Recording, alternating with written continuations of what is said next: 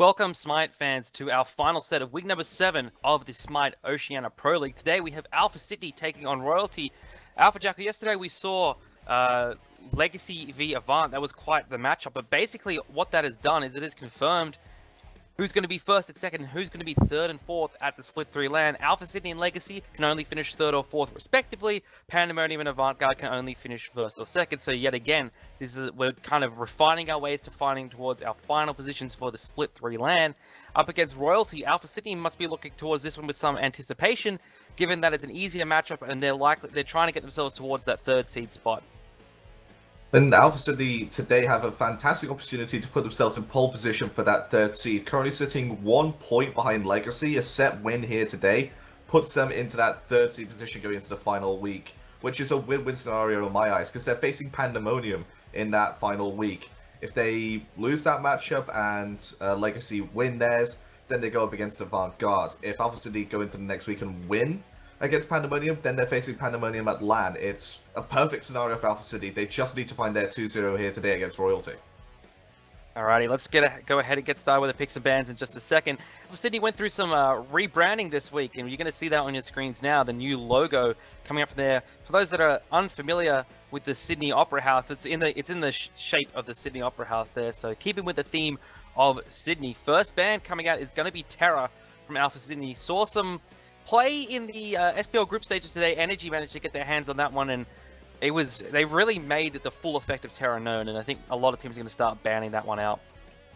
And not to mention, Royalty have only really played 4 supports this split in Terra, Fafnir, Geb, and Sobek. They've had flashes of other gods, but this has been their 4 go-to ones, and Terra is certainly one of the better supports in the current meta. A lot of healing being able to applied, a nice area of effect to try and zone people out with that root, as well as a bit of damage over time. Radtasker and Freya are going to be the bans away here. No surprise to see the Freya taken away, but the Radtasker, that's a direct shot at Royal Custard. Yeah, so Royal Custard, he basically plays Radatasker or plays something late game. Alpha Sydney figure, hey, if we could take away that from him, he's forced into something a little bit more late game, or something he's not comfortable on, and then we could just win the early game and win from there. The Jingwei ban by Royalty means that Erlang Shen is open for Alpha Sydney here, and we've seen before, this Erlang's not necessarily going towards the solo lane, but KO, it is something he likes to play, so that's more than likely going towards their solo laner. Sol and Geb, the pickups here for Royalty, but I'm already looking at this Erlang Shen being picked and just saying, that's the solo lane lost for Royalty. I just can't see that not going to KO in the solo lane. Fantastic amount of pressure you can get off with that god, and Suspiria, he doesn't really react too well to these high-pressure solo laners. I'm trying to think exactly what they should really pick up for him. Maybe the Sun Wukong, just to give him something safe, give him something which he can wave clear with effectively against the Erlang Shen. Athena need to be picked up by Alpha Sydney. This Neith could potentially go into the mid lane for Swifty. We know he does like to play it, but Rana Murata, he's no stranger to playing the Neith against this Sol, which is a counter matchup. So it just depends on whether this Sol is going to go mid or ADC. Bunbart's the next pick here for Royalty, so already we could see that Royal Custard going away from a couple of his comfort picks, forcing something a little bit more early game. The Kronos being banned away by Royalty, and Janet's now banned away by Alpha Sydney. The Hornbarts is actually not a bad pickup here for Royalty, a big disrupting force, and they can use it to peel away the Erlang Shen. And his ultimate is just absolutely tremendous. I do like the bans as well coming through. A Scylla ban, okay, I'm very happy to see that one from Royalty. Scylla being buffed in the last patch has made her absolutely devastating to play against, and we saw last week Avantgarde versus Team Pandemonium. The Scylla just absolutely tore through Team Pandemonium. Raijin the ban now for Alpha Sydney, so both teams targeting out each other's mid laners. Yeah, and if you have a look at the side of Alpha Sydney, what do they have? Double taunts and roots, as well as a global stun coming after that Woolweaver ultimate. A lot of setup for this Scylla. The mana's going to be taken up for the solo lane to go up against this Erlang Shen. Similar sort of playstyle to the Sun Wukong, can really bully out a lane early and start to put some pressure back onto the Erlang Shen, but the second it hits level 5, it's going to be a lot more difficult for the mana to stay in this lane. Ra and Thor going to be taken up by Alpha Sydney. And going back to the Humbats pick, I do like this pickup so much because Geb, he's not really a initiation support unless you get Blink on him early, which leaves him very susceptible to early deaths. So you need that Humbats there to be the initiation force.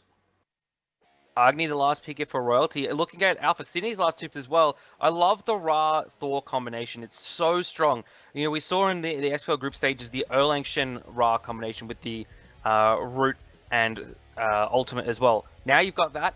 plus a Thor as well. Neath Athena, this Ra is going to have an absolute surfeit of targets to snipe here. So it's going to be about, I think, for Swifty, more than anything, choosing the correct target to go on here.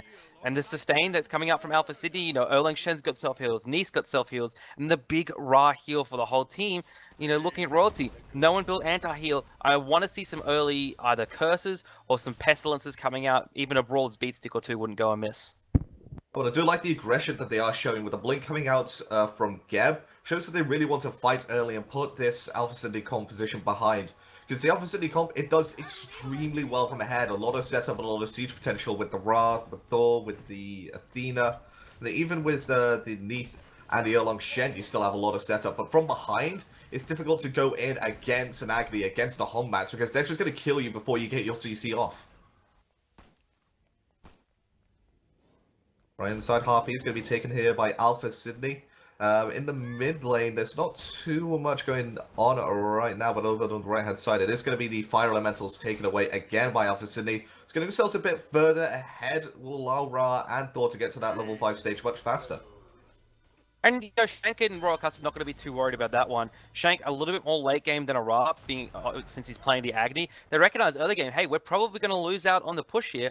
We just need to get what we can. Really smart not to contest the mid camps or the Fire Elementals and just to claim the left-hand side mid Harpies to get themselves some kind of return. And I said something about Suspira being able to bully out this lane early. KO says, nah, I'm gonna bully him back. Super low already as Suspira, already forced to use 4 potions. KO's also had to do that, but he's back at full health already and has that Death's Toll available to him. Yeah, and really what Suspira's just got to do is just stay back, farm this wave while, you know, KO's going to have the run of things for a little while. And you just got to farm up and get yourself to a stage where you can contribute to the team. Other than that, it's a really rough going for pretty much anyone up against an Erlang Shen. Well, it's because of that double sustain from that Death Toll, because of that Celestial Howling Dog. It allows you to double proc on hit effects. So he's getting 12 HP back per basic attack rather than the usual 6 you would see from gods like Osiris or Valona, or pretty much any other solo laner. And, well, hitting level 5 right now is Swifty. Slicey can set up here with a nice Tectonic Rift in for that snipe, but he just needs one more minion before he hits level 5 to really get that combination off. Well, a minion wave is going to be coming through here. The Royal Custard and Shank heading towards the back camp. Slicey's hit level 5. Usually at this stage, we tend to see either a back here into boots and then a gank in the mid lane, or you know, we can see now Slicey heading towards solo lane for a gank. This is the other thing we see from Alpha Sydney a lot, is trying to put their solo lane ahead. Slicey comes crashing down onto Suspira. Great wall there, spin to win. Suspira knocks him up, but he's knocked up in turn by a KO with the 9 turns blessing as well. Skewers first blood onto Suspira. So yeah, as I was saying, that's the 2 things Alpha Sydney like to do. Back for boots, gank mid lane, or just go for an unexpected solo gank. Suspira didn't have his ultimate there. He's a level behind KO, actually 2 levels now. ADC side, Royal Custard getting a counter gank off here onto Rana. Hazy's going to get that good Cataclysm off of the meditation from Toya Sky, saves the life of Rana, and the gank has failed here from Royalty. Good play there from both Tory Skies and Rana Brana. The other thing that was important there was the taunt from Tory Skies. Turned a lot of the aggression away from Rana Brana. Meditation as well saved his life. There's just very little in the way of commitment there from Thagora. Still has his Supernova available to him. If he used that, that probably would have killed us Rana Barana, but he just did not get into position in time. Really wasn't expecting Royal Custard to go as aggressive as he did. And that, of course, you know, a little bit of miscommunication led to a failed gank, and that's something, you know, Royalty, they've said pretty much all along, this split's a learning experience for them. It's the same with Corday. You know, they've kind of realized from pretty early on that they weren't in this race, and they're just here to learn and get ready for next split. And, you know, while that's a very difficult kind of thing to say to yourself, is we're not going to go to Worlds. We don't have a chance to go to Worlds. We just need to get better for next year. But it's a good long-term plan. And if these teams stick together and they learn and grow as a team, it's all the better for them. We heard from the interviews last week that Royalty, they're still happy with how this split's gone for them. They're still excited. They're still jovial about it, which is exactly what you need. You still need that positive attitude going into these games. Solo lane, Suspira nearly fell down there to KO. Wants to pop his Colossal Fury to sustain himself back up. Doesn't have a TP available, so he's just going to sustain and heal with that ultimate and then look to clear the wave again. But KO, full health, almost just above 50% mana now. He is. Spira might, feel the effects. Here comes the pin. There is just 2 ultimates coming. The Anvil of Dawn and the World Weaver. There you go. Just nothing to happen there. It's like you can't stick around in that situation. It's a very greedy play. That's the Zapman play. Just one more wave. And he paid for it there because he stuck around for an extra wave and he died. Now he doesn't have a TP. KO's going to be able to buy and get to lane about the same time as the Spirit is as well. And plus he's gotten bonus golden experience for forcing a wave under a tower. And what this does is it really allows KO to rotate towards these mid-fights earlier, which would give them a nice 5 versus 4 and allow them to really start looking at these objectives like the Gold Fury at this mid-tower. And if you're a Royalty fan, you need to be looking at Royal Custard and Shank to really stifle the snowball here from Alpha Sydney. You can really look at Hazy as well to start rotating over to the solo lane to try and get some relief off. That will leave this left-hand side wide open. Well, you can kind of leave the left-hand side as it is. It's a Soul, difficult to gank. It's got wave clear pretty much going now. So you can let the Soul just sit there and farm and pay more attention to your solo lane because he's 2 levels down. He's given up both the kills in this game. You haven't got much off the back of it as well. Now you're starting to lose mid-harpy control. And you really want your Vermana to be in a position to start rotating and be ahead and start to bully out your opposition mid laner in ADC. And if he's behind to this degree, if he's behind your ADC, if he's behind your mid, he's just going to die the second he goes in, even in that Colossal Fury form. Looking like a potential Gold Fury bait here by Royalty, but it's going to be sniffed out here by Alpha City. Torres Sky's looking for the taunt, going to miss it. That would have set up for a nice Searing Pain there from Swifty, but he's going to get aggressive on here by Royal Custard. Yeah, World Weaver comes through. Swifty forced to use his Purification. Shank over the walls with the bombs. Takes it down the right. Here comes Slicey, 2-man ultimate. Torres guys are looking to peel for his jungler now. In comes the Spira and KO in the backline as well. Looking for more members of Alpha City is Royalty. They've got a 5-4 advantage. Torres guys taunts one in. Great wall and double tap from Slicey along with a pin from KO. Finishes off Shank. KO taunted 2 there. Here comes the Defender of Olympus. KO not going to find anyone with the damage from the Athena ultimate. Spira forced to run away now. Alpha City claim themselves a kill in return. Royalty now trying to retreat. Torres Skies doesn't land the taunt. In comes Hazy. 3-man Cataclysm knock up, but no damage to come off the back of it, and he pays with his life, being in the middle of 4 members of Alpha Sydney. Royalty engaged there. They get a kill, but then they lose 2 of their own. And the blink in there from Hazy was to try and get the rest of his team out, and they still stuck around to put some damage back into the opposition, almost making Hazy's sacrifice completely in vain there. But red buff is going to be taken here away by Alpha City. They're starting to build up a head of steam in this game. Take a look at the graphs. You can see it's 4,000 experience, 2,500 gold. And Royalty, they need to start getting some of these fights. They need to start winning some of these contestable objectives, like the mid-harpies as well as the fire elementals, but they're just too far behind. As the Spirit trying to deny the invade on the speed buff, not going to happen. And this is just what we saw from Pandemonium and Corvidae yesterday. Pandemonium, they didn't necessarily fight a lot at the start, but they just started to build up a lead through invading back camps, taking away all the mid camps. And Corvidae, out of respect to Team Pandemonium, started playing scared and stopped contesting these objectives, and then the lead just got too great for them to even contest late. And that's exactly what's happening to Royalty right now. Well, I say that's in Corvidae and Royalty, there's 2 different sides to aggression. Corvidae really lacking it, and Royalty sometimes overplaying their aggression, overplaying how far ahead or far behind they are. And it sometimes leads them into bad positions where they're picking fights where they really shouldn't do. And they've started to get better at it, but they've also started to flip over to the other side where Corvidae are currently sitting, where they're starting to back off a bit too much. And that's the problem. Like, even though they say we're here, we're learning, they start to get too scared when they play up against the top 4 teams. And when they play that scared, they stop being their aggressive selves that have led them to being close in a couple of games. Corvidae took a game off Alpha Sydney, and the only other games they've won since then have been splits with Royalty. Royalty, they've only split with Corvidae. When they've been in those games, they've been aggressive. They've invaded. While they've respected their opponent, they've respected them as an equal, not respected them as a superior. And they're just not doing that at the moment. And you have a look at the level difference right now. 3 levels in the solo lane, 3 levels in the jungle, 2 levels in mid, 1 level in the supports. But the ADCs, they are tied right now. And the Gorus is actually ahead in gold as well over Rana Barana. If I was Royalty, I'd be looking at this lane, trying to get the Gorus a bit further ahead and start pushing Alice over in this suicide jungle. Defender of Olympus comes down, and the Gold Fury is going to be started up here by Alpha Sydney. We've got the Wrath sustain here. Is there a Wrath online? Cataclysm from Hazy gets 4 members here. Gold Fury still leashed. Fear No Evil comes through. Tory Skies falls down to Royal Custard. KO is low as well. Slicey crashing in. Swifty picks up Royal Custard, but KO is very low, but the 9 turns Blessing heals him back up. Suspiria looking for Swifty in the back here. Should be able to find the Ra, but no one else from Royalty is there to help him. He gets Swifty low, but Run and Slicey there to save his life. Royalty force Alpha Sydney off the Gold Fury. Excellent there, a 1-for-1 trade, and that's kind of the Royalty that we like to see. Aggressive, playing up against their opponent. And that was a fantastic initiation by Hazy as well. Blink 4-man Cataclysm, nearly got the 5th man as well, but Ronamaro just backing up a bit too much to get caught in that Cataclysm. And it's a good initiation. He dies for it, but he manages to help his team get a kill as well onto Tory Skies. So it's not looking too bad right now for Royalty. They've started to stifle this head of steam that Alpha City are building up, and they could potentially find a way back into this game with their next contestable objective.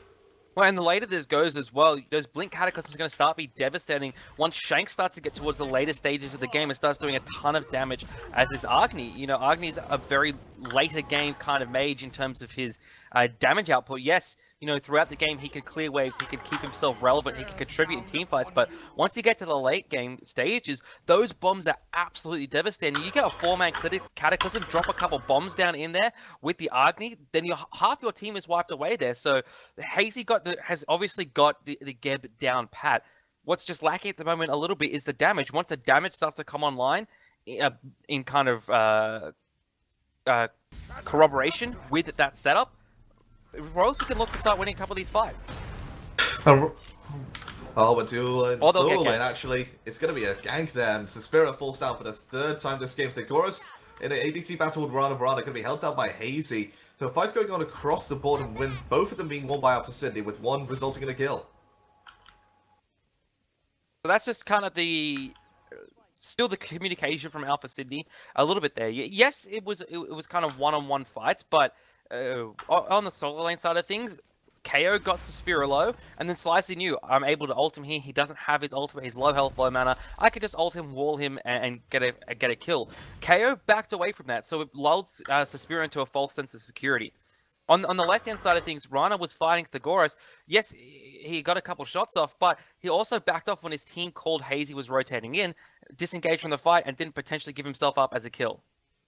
Rollercoaster going to be taunted, and Geb Shield stops that CC from going out. Thegoras very low already from Slicey.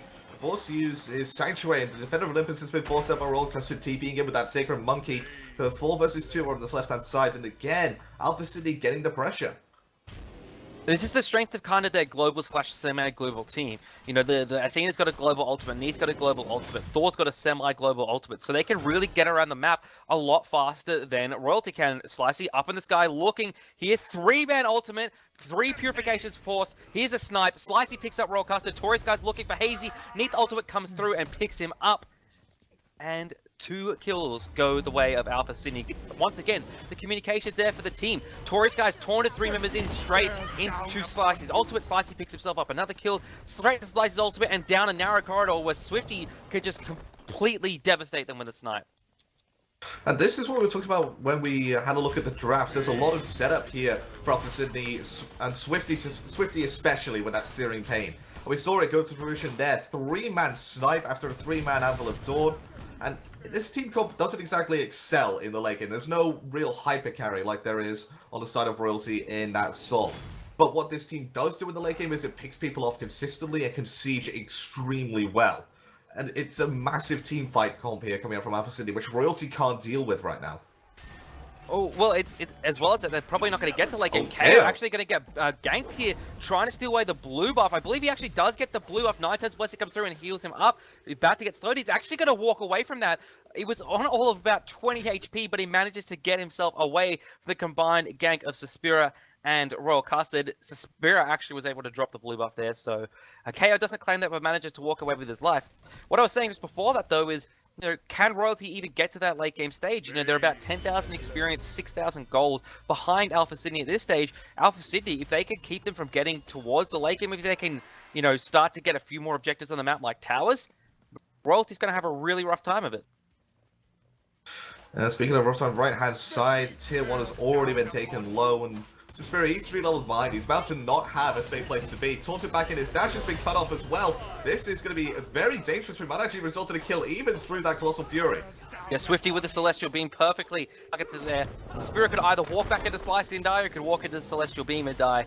And he chose Swifty to claim his life there. Right-hand side tier 1 tower falls, but excellent response from Royalty. They claim the mid-tier 1 tower, and they might get the mid-tier 2 tower here as well. So that's going to stop a lot of aggression on their side of the map if they manage to get these towers. Duo lane's going even, so it's a bit of a kind of swap out here. They sacrifice a kill, so technically it comes out in favor of Alpha Sydney, but this is a really good response, you know, and this shows that Royalty's learned. Before the OPL or at the start of the OPL, normally they race to try and cover those towers, but here, great response, force down a couple of towers of their own. Yeah, and what's even better is the fact that they got the mid towers, really allowing them to pressure both of major map objectives in that Gold Fury and Fire Giant. Whilst on the side of Alpha City, they took away these right-hand side towers, which really afford them too much in the way of anything really. And it does stop Royalty from retreating to a tower that's closest to the Fire Giant, but there's still that mid-tier 2 to go down for Royalty, which still can act as a hub of activity. Exactly right.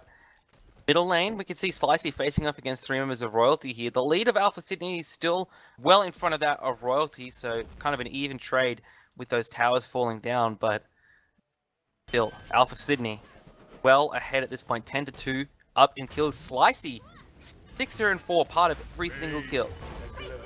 How do you expect that coming out from a semi-global presence in the jungle? Hazy taken lower via force uses Cataclysm on 3 man, and out comes the Supernova as well, but Hazy going to be falling down straight away to Rana Barana. Up in the sky goes Slicey looking for a target. Is it going to be Royal Custard as Tory Skies taunts him in? Excellent Purification and Sanctuary combo. The wall stops Royal Custard, and Swifty through the wall with a snipe puts the monkey in the ground. Alpha Sydney a little bit, it seems, confused about what they want to do, or a little bit split here. You know, Slicey and Rana Barana were both hovering around the mid lane trying to clear the wave. Slicey is the one that goes for it now. Rana Barana crouching down in the ultimate, chooses not to release it. Slicey's going to push up the mid lane while the rest of the team takes it on the left-hand side. There's 3 members of Royalty under the tower, but the sustain from Alpha Sydney is going to allow them really to get a lot of poke down here, or maybe even engage. The Spirit taken low. Can he get into the Colossal Fury? No, he can't. Rana Barana takes him down. KO zoning out 2 members, and now Alpha City are going to be able to get the tier 1 tower on the left-hand side, and probably the tier 2 as well if they keep pushing. Well, they can keep pushing because there's sustain coming out from Swifty. He's even got himself a Rod of Asclepius. That's going to give him an increase by 25%. Hazy, he's already back in the fight, but he's already looked like he's going to go back to base again. One more base attack will take him down, but he's managed to get his rollout up and running. But no, Barana denies him. Access denied there from Rana Barana. At the immense amount of healing coming out from Swifty. He's taking tower shots, but he's essentially staying completely healthy there. Tries to get the snipe off, but a Sanctuary will save the life of Shank. Shank actually gets return kill onto Slicey as the Goros falls down. KO there with a pin over the wall. Doesn't manage to find the kill onto Royal Custard, but you can just see the huge amounts of sustain coming out, the huge amounts of CC coming out from Alpha Sydney is really allowing them to engage, as you said, Andy, onto a single target and blow them up before they can even get a response down. You know, you got Athena Taunt, Thor Wall, Root from Rana Barana, and all the while, they're all doing damage. Swifty's doing a ton of damage as well. You've got the pin coming out from KO. It's really hard if you're the target that Alpha Sydney chooses to pick on. What the rest of Royalty need to do in that situation is just try and pick a target of their own to disrupt the flow of CC. Yeah, but they're getting... The only front line that they really have at this point, Royalty, is this Geb.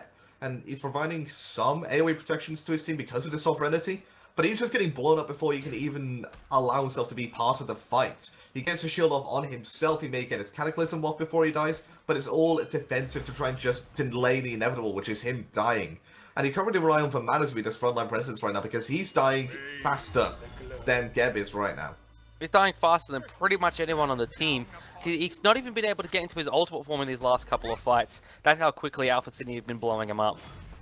And looks like Alpha Sydney wants to finish this game off quickly. Crusher being built up here by Rana Barana. Got some 40 penetration already. Still waiting for him to build that Titan's Bane as they destroy the Gold Fury. If they get that Titan's Bane up and running, then he'll be able to take down the rest of Phoenixes and his final mid-tier 2 incredibly quickly, as well as the Fire Giant.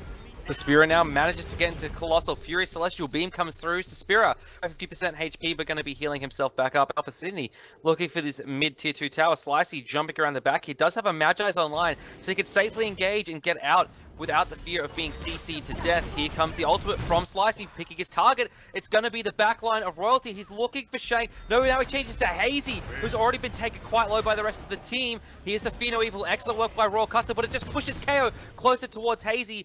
Snipe comes through from Swifty, doesn't land. Swifty taken low here. Suspira gets the kill on to the Firebird. There's the double tap from Slicey. Spin to win as well as going to pick up Suspira.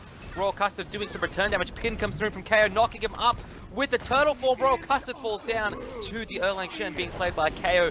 Mid-tier 2 tower is going to fall now. Alpha Sydney successfully pull off the siege. Shank taken low. Rana Brana just barely off the mark with the root. Pin coming through from KO against the Gorus. He's going to fall down. Alpha Sydney getting kills left, right, and center. Now they're going to get a Phoenix. And it's going to be one of the freest Phoenixes I think I've ever seen, despite the fact that there is an Agni and Geb available for Royalty. They've used pretty much everything in their kit, so they still can't stop this Alpha Sydney tide from washing over them. 18-4 read the kills right now. Graphs, they look something similar. 19,500 experience, 18,500 gold difference. There's no coming back from this from Royalty. You're just using the rest of this game as a feeler to try and see exactly what Alpha Sydney's ultimate game plan is. What would you do in the second game? What would your picks and bans be, really, in the second game to try and make sure you have a better chance in that second game? Probably a Soul in the ADC position, something a little bit more early game. Maybe take that Neath away from Rana Brana, something to give you some wave clear and something that can really affect the whole map. I wouldn't mind seeing a Janus in the mid lane. Shank is actually really likes that Janus, and we're able to take a game off Corvidae with it. And Suspira, try and get him Erlang Shen first, or if you can't, get him some Wukong, because it's a little bit safer than the Vimana. Definitely don't give KO Erlang Shen again. Is my advice. He's just been absolute unstoppable force this game. 1-0 and 11.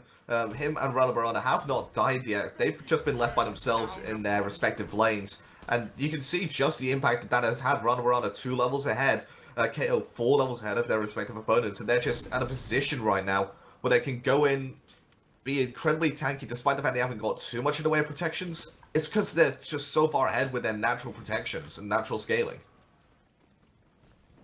Gonna see to the right-hand side, Phoenix here, Swifty in place with the rest of his team. Taurus guys goes in, gets Hazy. The taunt there, Hazy forced to use the Stone Shield on himself. They already get him fairly low and forced him out. Slicey hanging around behind the wall. He's been seen by the archers here, so Royalty know exactly where he is.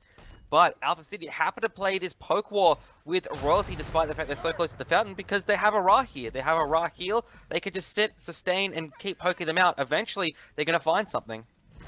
They don't need the Fire Giant at this point because they have the sustain from that Ra. They have the protections coming out from that Lotus Crown. And they have the damage to blow up anybody who gets taunted in, unfortunately, by Taurus guys. So you can see that Slicey dunking in down at the base. Royal Custard is dead. And that's going to be the right Phoenix as well. The key thing about that was not necessarily the kill to Royal Custard, but Royalty all diverted their attention to Slicey behind their Phoenix rather than trying to defend the Phoenix from the rest of the members of Alpha Sydney. Suspira now, Colossal Fury focusing on Rana Brana, really smart move, taking away the tower damage from Alpha Sydney. Taurus guys take it very low, force purification and to back away. They're actually, sorry, no, that was the Mantle of Discord that was popped on him. But still, the Ra heals coming through with Rod of Healing. Taurus guys even putting the meditation there just to give us some more healing. Hazy blinks in, gets 2 in the Cataclysm, but it's not going to be enough to save the fight here for Royalty. Swifty taken low, forced the Sanctuary away. Shank could look to bomb him here, but Swifty gets knocked up into the Phoenix range, starting to tank the Phoenix, but here comes the heals down from the Ra. Royal Custard picks up KO in the back. Excellent use of the World Weaver, and Slicey picks up a kill onto Suspira with the double tap. Swifty snipes the Gorus as well. All 3 Phoenixes are down for Royalty. This could be the final push for Alpha Sydney if they play it right.